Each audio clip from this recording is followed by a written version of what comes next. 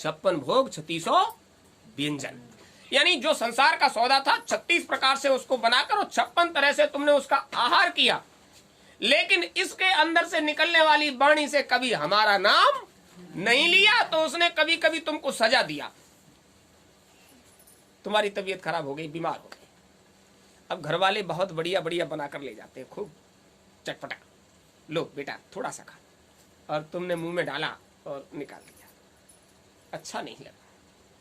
स्वाद तो उसमें वही है, लेकिन तुमको चेताया गया तुम्हारे इस पदार्थ के स्वाद को भी देना मेरी जिम्मेदारी है। मैंने अपनी जिम्मेदारी खत्म कर दी, तो कितना भी स्वादिष्ट हो मुंह में डालने के बाद उसको बाहर निकाल दोगे, क्योंकि उसमें तुम्हें स्वाद नहीं लगेगा। अब दूसरे को दो, वो तो कहता है बहुत अच्छा है, और तुमको दो, तुम क्या कहते हो, अच्छा नहीं है। एक प्रेमी कह रहे थे कुछ भी खाते हैं कड़वा लगता है, कड़वा लगता है। अच्छा, कुछ भी खाओ कड़वा लगता है। हाँ, अरे कभी किसी को मीठा खिलाया? नहीं, वो तो नहीं खिलाया। जब तुमने किसी को मीठा खिलाया ही नहीं, तो तुमको मीठा कहां से लगेगा? तुम्हारा बोल भी कड़वा, और निकलता तो इसी से है। जब तुम कड़वा बोल निकालते हो तो उसने तुम्हें कड़वा पसंद है, बोल तुम्हें कड़वा निकालना पसंद है, तो तुम्हारे अंदर से तो कड़वा ही निकलता है, यानी तुम्हारे अंदर कड़वा ही अच्छा है, तो वो जो कुछ खाओगे वो कड़वा लगेगा। अब आया दिमाग में कि हम किसी से ढंग से बात नहीं करते, आज हमारी तबीयत खराब हो गई तो हम कुछ भी खाते हैं हमें कड़वा लगता है। उसने देखा अंतमति सो गति, तुमको जैसा चाहिए हमने वही स्थिति तो पैदा कर दी, तब कैसा लगेगा? तब कैसा लगेगा कि हर पदार्थ में आपको दुर्गंध लगे, तब कैसा लगेगा कि हर पदार्थ आपको बेस्वाद लगे। तो ये सब चीजें तब आपको अच्छी लगेंगी जब आप उसके लिए अच्छे हो जाओ। अब इसमें बहुत परेशानी है, अच्छे होने में बड़ी तकलीफ है। गुरु महाराज कहते थे निंदा बुराई से बचो, किसी से ईर्ष्या मत करो, किसी से घृणा मत करो। ये हमारी खिलकत है, ये हमारा संसार है जिसको हमने बनाया, और पूरा संसार जिस तरह से तुम्हारे ऊपर कुर्बान है इसी तरह से तुम संसार पर कुर्बान रहो, कोई मना नहीं करता, लेकिन थोड़ा हमारा भी तो ख्याल करो। ये सब कुछ दे दिया हमने तुम्हें, लेकिन तुम कभी हमारे बारे में सोचते ही नहीं। और अगर मानते हो तो आप अपनी बस्ती में जाकर कहो जय गुरुदेव नाम से ये सवाल हो जाती है, भैया उस नाम में वो करामात है। लोग कहेंगे चुप चुप चुप चुप, दुनिया की बात करना, ये जय गुरुदेव बालों की चर्चा मत करना। अब सोचिए, जो सबके लिए दया का सागर है और आप के मन में उसके लिए ईर्ष्या और द्वेष भरा है, तो तुम पर दया उतारेगा? अरे ये तो प्रेम का सौदा है, ये तो सौदा प्रेम का है। तुम जितना उनसे प्रेम करोगे उससे लाख गुना ज्यादा वो तुमसे प्रेम करेंगे। वो तो हमेशा ज्यादा करते हैं, वो हमेशा ज्यादा करते हैं, वो किसी से कम नहीं करते। अब करेंगे कब, कैसे ज्यादा? तो भाई तुम्हारा सौदा निकाल कर फेंकने लग गया काल, उसका दिया है शरीर, काल के दिए शरीर में उसकी व्यवस्था में अगर दखल दोगे तो वो धीरे धीरे क्या करने लगेगा। अब जब किताब उठाते हो तो ऐसे रख लेते हो आंखों पे, फिर भी दिखाई नहीं देता। और पहले तो दूर से पढ़ लेते थे, अब तो आंखों पे रख के भी नहीं दिखाई देता। अब घंटों चिल्लाओ, तुम कहो कुछ हो, वो सुनते ही नहीं, वो अपनी लगाए क्योंकि तुम्हारी तो सुनाई नहीं देती। वो सौदा निकाल कर फेंकने लगा, जिस काम से दिया था वो तुम कर नहीं रहे हो। आपको दिए थे कान सत्संग सुनना, उसमें आपको आपके मतलब की आपके घर आने की चर्चा होगी, और कहीं जाकर बस्ती में चर्चा करो कि वहां सत्संग होने वाला है। अरे सब ढोंग है, ढोंग कर रहे हो तुम और बता रहे हो वहां, कर रहे हो तुम ढोंग और बता रहे हो वहां। अरे यहां तो सिर्फ मतलब की ही बात कही जाती है, और संसारी सौदे के लिए तो साफ मना किया जाता है। संसार का तो चर्चा भी मत करो।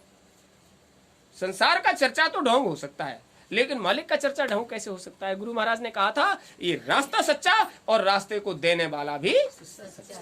और नहीं मानो तो कर देखो, करके देखो, उसका लाभ मिलेगा। लेकिन काम इतना कठिन है, सौदा चाहे सब निकाल कर फेंक दिया जाए। बहुत कोशिश किया, आधे रास्ते तक आए, अब घुटने काम नहीं करते तो बैठ गए, ऐसे होता है। अच्छा, पहले तो एक ही श्वास में गोला कुआं तक गए और लौट के आ गए, अब आने जाने में 10 जगह तुमको स्टे करना पड़ता है। क्यों? तुम्हारे शरीर का ऊर्जा, तुम कभी अपने शरीर से ये सेवा नहीं कर रहे थे, इसलिए उसने वो निकाल कर फेंकना शुरू कर दिया। हटाओ, नहीं करता है तो छोड़ो। जब सामर्थ्यवान थे तब तुमने अपनी सामर्थ्य को परमात्मा को भेंट नहीं किया। अब सामर्थ्यहीन हो गए, तब परमात्मा के दरबार पहुंचे, तब गुरु महाराज के दरबार पहुंचे। अब मालिक हमारी सुन लो। तो तुमने क्या चीज भेंट की? हीनता। हीनता भेंट की। क्या चीज भेंट की? बुढ़ापा। बुढ़ापा भेंट किया। क्या चीज भेंट की? तकलीफ है। अब तकलीफ है आई तो भेंट क्या करोगे? तकलीफ। वहां पहुंचे और रो पड़े, मालिक अब घुटने काम नहीं करते, अब आंख से दिखाई नहीं देता, कान से सुंगाई नहीं देता, शरीर काम नहीं करता। अच्छा, जब करता रहा तब तुम संसार की सेवा करते रहे, और जब कुछ भी काम के लायक नहीं रहे, अब बैठने के लिए भी दीवार की टेक चाहिए, क्योंकि बैठा नहीं जाता। बैठा नहीं जाता, बैठने के लिए भी दीवार की टेक चाहिए। अब टेक तुमने उसकी टेक रखी होती तो वो तुम्हें बिना टेक के ही रखता। अब तुमने उसकी टेक नहीं रखी तो अब तुम्हें टेक की जरूरत पड़ गई। तुमने उसकी टेक नहीं रखी तो तुम्हारी टेक खत्म, अब तो तुम्हें दूसरे की टेक चाहिए। वो यही है सब कुछ, बाहर नहीं है। उसकी टेक का मतलब ये है, जब तुमने गर्भ में ये कहा था, तुम्हारा वादा वचन कहाँ था? गर्भ में। और कितना सबर किया, देखिए उसका सबर। गर्भ में तुमने वादा किया, अब प्रभु कृपा करो यही भांति सब तज भजन करो दिन। उसने पूरा बचपन देखा, शायद अब हमारी सुन ले। किशोरावस्था देखी, शायद अब सुन ले। तुम्हारी पूरी जवानी देखी, हो सकता है अब सुन ले। जवानी ढलने लगी, फिर भी उसने सबर किया, शायद अब समझ में आ जाए। जब उसे लगा कि अब तो शरीर की आयु भी जाने लगी और ये सुनने को तैयार नहीं, तो इसका पहले सौदा निकाल कर फेंको। ये मकान ऐसे थोड़ा खाली करेगा नहीं, हमारे मतलब का काम करेगा नहीं और मकान भी खाली करेगा नहीं, तो इसके लिए सबसे बढ़िया मामला है इसका सौदा निकाल कर फेंको पहले, और फिर इसको लगेगा कि अब तो मकान खाली करना ही। तब आकर रोए, मालिक मालिक बिना पिए पिए फिर रहे हैं। वो सारी बात है, तुमने अगर दिया होता तो उसने तुम पर मेहरबानी की होती, दया की होती। उसकी दया से ही आज ऐसा कोई जीव संसार का नहीं मनुष्य शरीर में बैठा हुआ जो उसकी दया के बिना एक पल भी जीवन जी जाए। तेरी सत्ता के बिना हे प्रभु आनंद मूल, पत्ता तक हिलता नहीं, खिले न एकौ फूल। अम्मा कह रही थी, अब तुम दो लोग रह गए यहाँ, अभी कोई बात हो जाए। बात किसके लिए हो जाएगी? वो बात न हो जाए इसके लिए भूरी दाढ़ी वाला बैठा है। दिन और रात वो हर वक्त लिए लाठी घूमता है। हम कितना भी प्रयास करें, आप कितना भी प्रयास करो, आप अपने आप से कुछ भी नहीं कर सकते। और उसकी दया की मेहर बनी रहे तो आपको जंगल में भी कोई परेशानी नहीं। अरे वो उस पर बलियार हो जाओ, उस पर निछावर हो जाओ, उससे इतना प्रेम करो।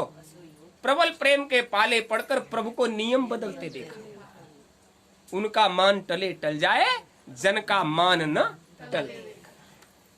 यहाँ आप लोग देख रहे हो 5 साल से लोग आते हैं, किसी भी तरह का संकट तकलीफ है वो आकर गुरु महाराज के आगे बैठ जाते हैं। और जो भी आता है उसके लिए हम पहले ही गुरु महाराज से प्रार्थना करते हैं, हुजूर जो जिस काम से आया देख। क्यों? हम क्या ठेकेदार हैं आपके? गुरु महाराज ने ये कहा था, बच्चा तुम्हारा काम सेवा करने का। जब धर्मदास जी के शरीर में थे तो उन्होंने क्या कहा था? जाओ संसार में जिससे तुम संपर्क कर जाओगे उसका काम हो जाएगा। तो उन्होंने हमको साथ लिया, 5 प्रांतों का दौरा कराया और जाने जाने कहां कहां भटकाया। चलो बच्चा।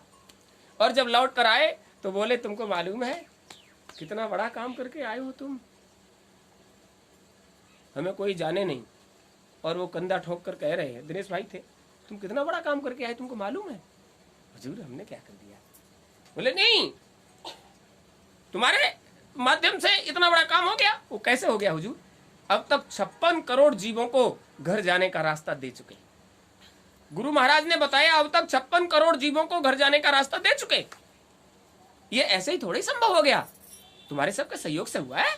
बोलो, करने वाला क्या कह रहा है? केवल तुम्हारी पीठ ठोकने के लिए। तुम्हें लगे कि हम मालिक के साथ रहे, किसी तरह से सेवा करते रहना, ऐसे होती है सेवा। और जो आएगा वो पाएगा। अब क्या क्या आएगा, क्या पाएगा, कुछ भी पता नहीं। बस इतना बात जरूर है, आपके अंदर जैसे कोई कामना है तो आपका जितना बड़ा केस है उतनी ज्यादा तारीख पड़ेगी, उसको फाइनल होने में उतना समय लगेगा। आपकी जो समस्या है उसका समाधान, जितनी बड़ी समस्या है उतना ही समय लगेगा। मना किसी को ज्यादा खाना पड़ता है, पेट बड़ा है और ज्यादा खाना पड़ता है तो उसको एक रोटी से तो काम चलेगा नहीं, तो एक खाने वाला तो दो चार ग्रास लेगा, वो काम हो जाएगा। लेकिन 10 15 20 खाने वाला है तो उसको खाने में भी तो समय लगेगा और उसको बनाने में भी तो समय लगेगा, तो उस काम में तो समय लगेगा। और उस समय को अगर कम करना चाहते हो तो एक ही उपाय है, उसी पर डाल दो। लेकिन ऐसे नहीं, कह तो देते हो जीवन का मैंने सौंप दिया सब भार तुम्हारे, कह तो दिया लेकिन सौंपा कुछ भी नहीं, सौंपा कुछ भी नहीं, कह दिया। जब सौंपा कुछ भी नहीं तो तुमने क्या कह दिया? यहां तो आपको सच बताते हैं, उस मालिक की दया पर ही जीवन चल रहा है।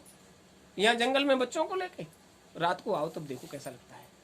इधर से सयार बोल रहे हैं, इधर से सयार बोल रहे हैं, बच्चे चिपट जाते हैं, लाठी उठाओ, डंडा उठाओ, चलो हमारे साथ, और वो निकल के जाते हैं, वो टॉर्च लगाते हैं, आवाज लगाते हैं, वो भाग रहे हैं सयार। उनको हिम्मत बताओ, अरे उनको ऐसा करो कि वो किसी से भय न खाएं। और अब तो ये हाल हो गया, वो सांड वगैरह आ जाते हैं तो वो भाला लेके चलते हैं, उनको यही पता नहीं कि ये सयार नहीं सांड है, तो उसके लिए भी भाला लेके निकल पड़ते हैं। तो ये सब क्या है? परिस्थितियों के अनुरूप आपको हो जाना पड़ेगा। अगर परिस्थितियों के हिसाब से तुम नहीं चलोगे तो परिस्थितियां तुम्हें अपने हिसाब से जबरदस्ती चलाएंगी और फिर तुम्हें दुख तकलीफ। इसलिए अपने आप को ऐसा बना लो कि मालिक की तुम पर दया उतरे। हमेशा से महापुरुषों के साथ यही सब हुआ और महापुरुषों ने सब पर दया ही की, किसी के भी साथ बुरा व्यवहार नहीं किया। जिसने जो कहा बर्दाश्त कर लिया, सुना और पलट कर किसी से कुछ नहीं कहा। आपको एक बार बताया था, नानक साहब जा रहे थे, उनकी मौज हो गई और वो जान रहे थे कि संसार में किस तरह के प्राणी के साथ कैसा व्यवहार करना चाहिए। बाला मर्दाना नहीं मानते थे उनकी जल्दी से बात, क्योंकि संसारी थे और वो पूर्ण महात्मा थे। एक रोज यात्रा पर चल पड़े, मौज आ गई, चलो चलते हैं, चल पड़े। एक बस्ती में पहुंचे, विचार किया दिन छुपने वाला है, यहीं रुक जाते। उन्होंने कहा देखो भैया, कहीं इतना तो हो जाए, पेट भरने को भोजन मिल जाए और सर छुपाने को छत मिल जाए। बोले नहीं, संसार में सब लोग बहुत बढ़िया हैं, बड़े अच्छे से व्यवहार करते हैं, कहीं कोई तकलीफ नहीं होगी, चलो आओ बस्ती में चलते हैं। बस्ती के बाहर ही आकर पूछा, भैया यहाँ कहीं ठहरने की जगह मिल जाएगी? उनको समाज में सब तरह के लोग होते हैं। उन्होंने कहा देखो भैया, गांव में तो घुसना नहीं, बाबा आवा लोगों से गांव के लोग तो खुश होते नहीं, क्योंकि तुम आओगे खाओगे और उनको परेशान करोगे। हाँ, हमारे गांव के बाहर वो बेचारा अकेला आदमी रहता है, उधर उसके ने गाय पाल रखी है, मजदूरी करता है गाँव में, वो उसकी झोपड़ी है, वो बड़ा प्रेम करता है बाबा लोगों से, इसलिए आप उधर उधर चले जाओ। और जब ये तीनों लोग वहां पहुंचे, उसको लगा कि महात्मा आए। वो गाय बांध रहा था, जल्दी से बांध कर दौड़ा और साष्टांग प्रणाम की भूमिका में गिर पड़ा। अरे मेरे धन भाग, आज तो भाग्य खुल गए कि आप महात्माओं का दर्शन हुआ, आओ आओ आओ। अब ले तो गया, अब छोटी सी झुपड़िया, सर्दी का मौसम, उसने वो जल्दी से जो कुछ हड़िया मलैया था वो एक तरफ किया और कहा महाराज प्यार पड़ा हुआ है, आप इसी में खुर्जी झोला रख लीजिए। अंदर घुसकर देखा तो थोड़ी सी जगह थी, तो वाला ने कहा गुरु महाराज इसमें तो आप भी नहीं बनोगे और 3 लोग कैसे बनेंगे? उन्होंने कहा अरे रात गुजारना है, कैसे भी गुजर जाएगी, कैसी बात करते हो, चलो इसी में हो जाएगा। वो खुर्जी झोला रख लिया। अब जहां 3 लोग नहीं बन सकते थे वहां 3 लोग बने, तो छोटी सी थी। अब उसके बाद वो बेचारा कहाँ जाए, तो उसने वो झोपड़ी के दरवाजे पर ही अपना वो कपड़ा बिछा के उस पर, ठंड का मौसम, रात की ठंड में, और बेचारा वो 3 का अंक बन गया। अब ठंड लगेगी तो क्या होगा, रात गुजारी। और जब ये शाम को उसके पास पहुंचे तो उसने गाय का दूध निकाला और थोड़ा बहुत जो रखा हुआ था वो प्रसाद उनको दिया।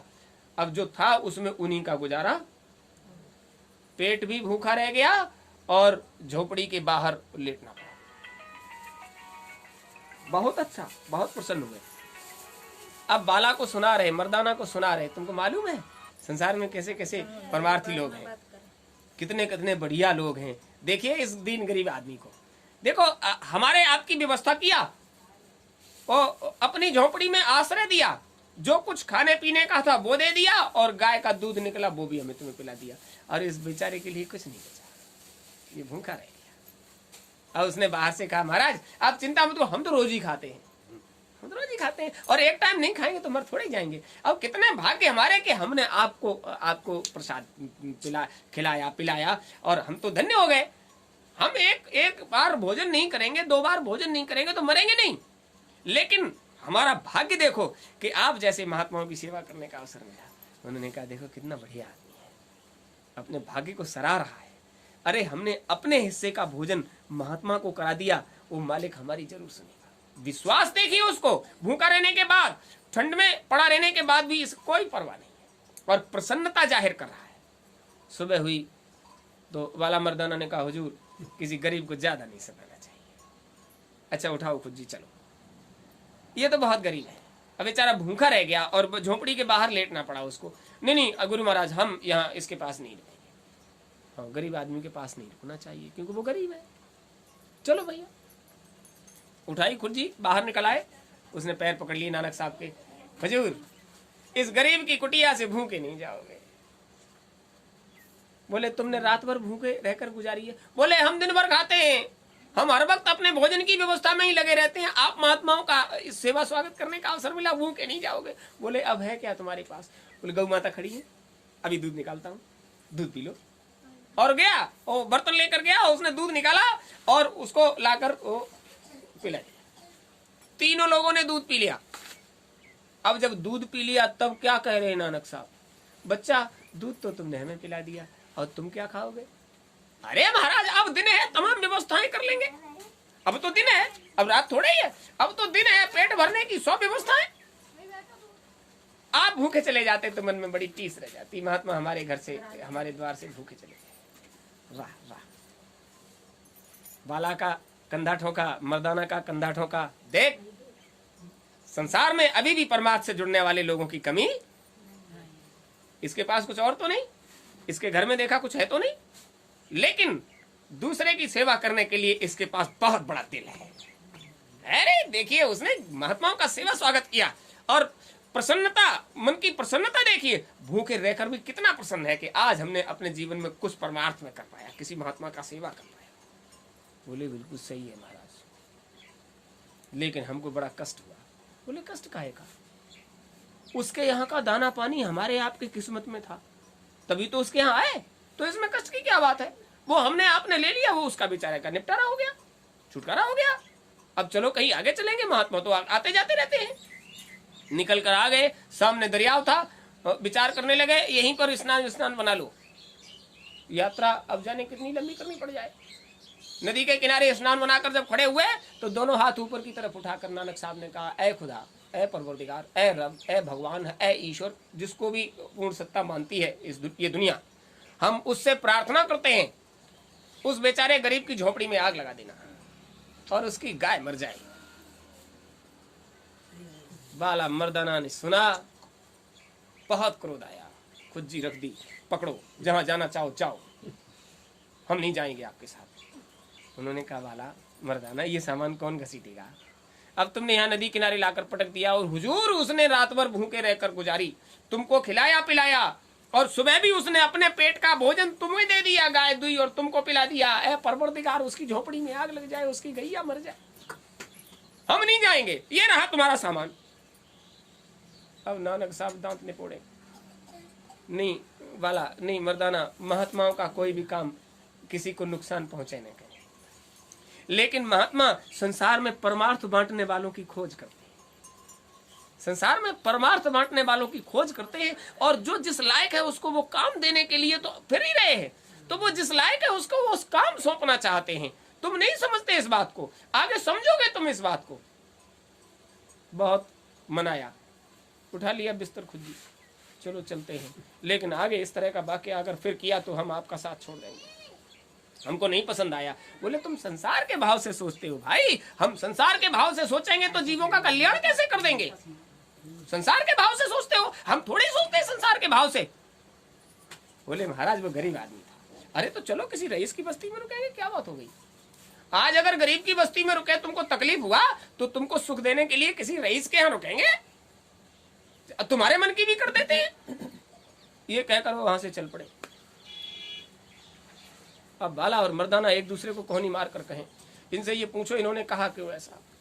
मन में टीस? अरे उसका खाया, उसका आश्रय लिया और मन में टीस? पहुंचे हुए महात्मा इस तरह की बात कही क्यों? आधा रास्ता तय हो गया, दोपहर के बाद का समय हो गया और पलट कर बोले, तुम दोनों का मन अभी भी शांत नहीं है। बोले महाराज शांत कैसे हो जाए? उसने पेट का निवाला तुम्हें दे दिया और तुमने क्या आशीर्वचन दिया उसको, कैसे शांत हो जाए? अरे कह दिया समय आने पर बता देंगे, फिर क्या बात है, अब तो शांत हो जाओ। तो आप उस गरीब के यहाँ रुके काहे को? बोले तुम्हें पहले बता दिया, उसके यहाँ दाना पानी था तो उसको लेने जाना था इसलिए रुके। अरे रुके, उसने सेवा किया तो हमें ये बताओ उसके लिए ऐसा आशीर्वचन क्यों निकाला? अब गुरु से लड़े दोनों।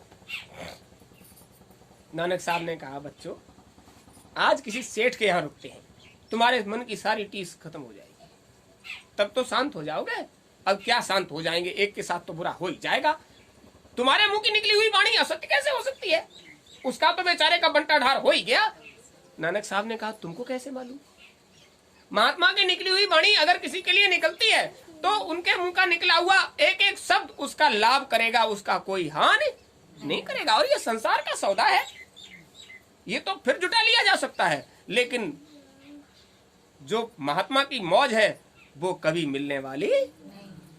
वो तो कभी कभी मिलती है, मौज हो गई तो क्या हो गया, समझ में नहीं आ रहा। शाम ढलने लगी तो उन्होंने ऐसे करके इशारा किया, वो बस्ती सामने दिखाई देती है, बड़ी बड़ी लंबी चौड़ी कोठियां हैं। अरे आज तो मौज आ जाएगी वाला मर्दाना, आज तो किसी रईस के यहाँ चल के रुकते हैं और छानो बढ़िया बढ़िया छानो। हाँ चलो चलो। अब विचार किया, दिन में जो हो गया वो हो गया, आज किसी रईस के यहाँ रुकते हैं। बस्ती में पहुंचे, जिस दरवाजे जाए उससे पूछे कहीं ठहरने की जगह मिल जाएगी, कहीं रुकने की जगह मिल जाएगी। बड़े बड़े रईस मूड़े डाले फर्शों पे बैठे, वो इशारा करते हैं, आगे बढ़ो, आगे आगे बढ़ो।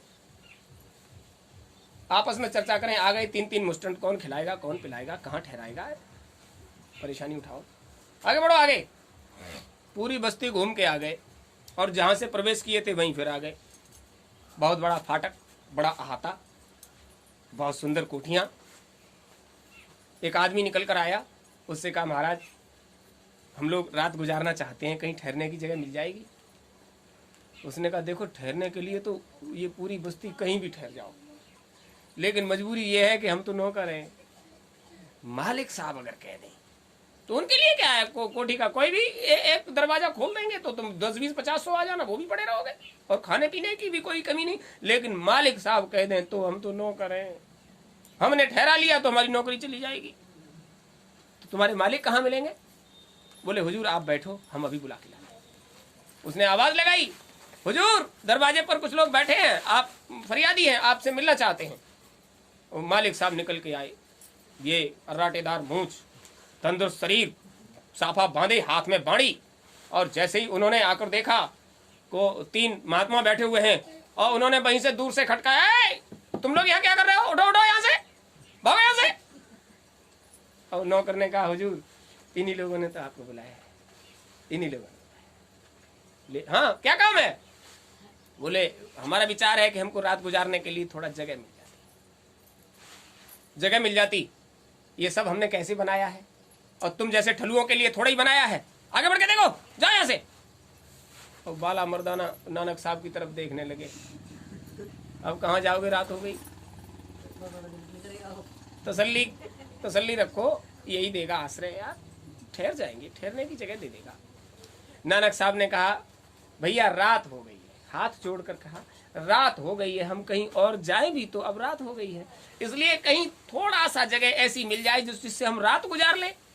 उस नौकर ने कहा, महाराज दे दीजिए, अब बेचारे महात्मा है, रात में कहाँ जाएंगे, तो ये तो बेचारे बड़े बूढ़े हैं, ये नए लड़के हैं, ये तो कहीं कुछ भी कर लेंगे, ये बड़े बूढ़े कहाँ ठोकर खाएंगे, अब हमारे कहने से कहीं आश्रय दे दीजिए।